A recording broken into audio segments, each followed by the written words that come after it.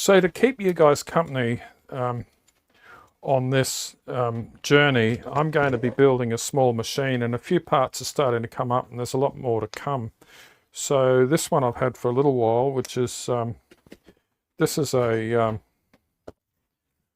module 1.5 pinion to go with this scrap of material that I found. This is going to be the x-axis, and this is a 5-to-1 gearbox. I've got a little bit of a problem here which I haven't addressed yet, but the holes in my motors are ready for M4 screws, and these ones are M5. So I'll have to drill some holes out on the motor to put them on here to make it all work.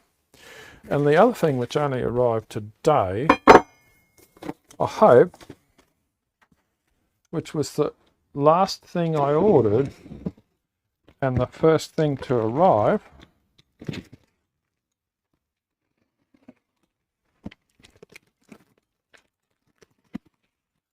appears to be very well packed.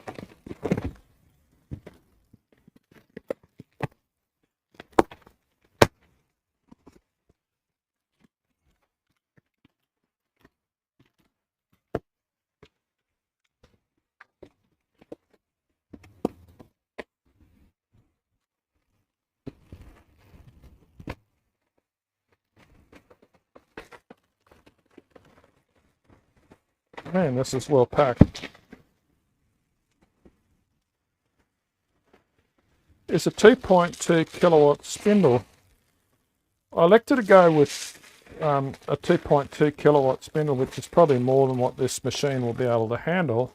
But I've got a lot of these ER20 collets, so this will let me use the tooling that I've got.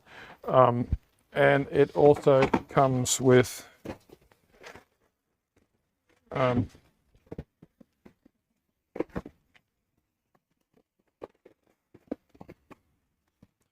it comes with a pretty cool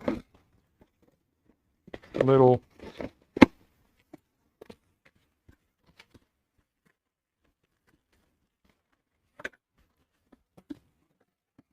VFD. Man, this is light. So we'll see how this goes. It's DIN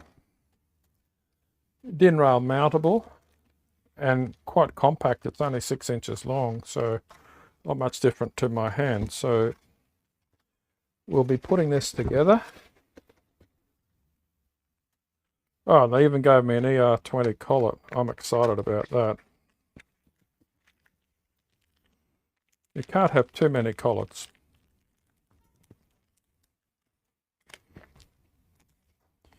Not sure what size it is. It's not telling me. Oh, 6mm. That'll be handy to have an extra 6mm collet.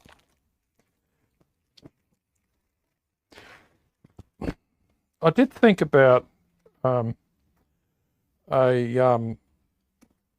getting a water-cooled collet, water-cooled spindle, but I honestly decided that I wouldn't be using it very much, and the actual dealing with all the extra expense of coolant, I just didn't think it would warrant it. And I'd seen some people already using this spindle to cut aluminium, so it's 24,000 RPM, so we'll see how far we go. 2.2 kilowatts. It draws about 6 amps, so I've got a lot more stuff coming. There's a bit of a problem with my original design, which people told me that wouldn't work, which is not unusual for my design work in CAD.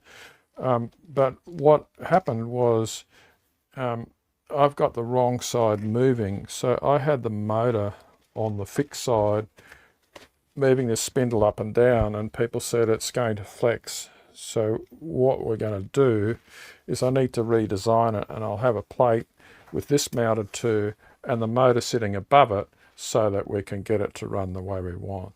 So stay tuned. I'll be sort of doing this progressively when I find time, but and I'm going to be doing it on my little which I built my plasma cutter on, I'm going to be doing it on my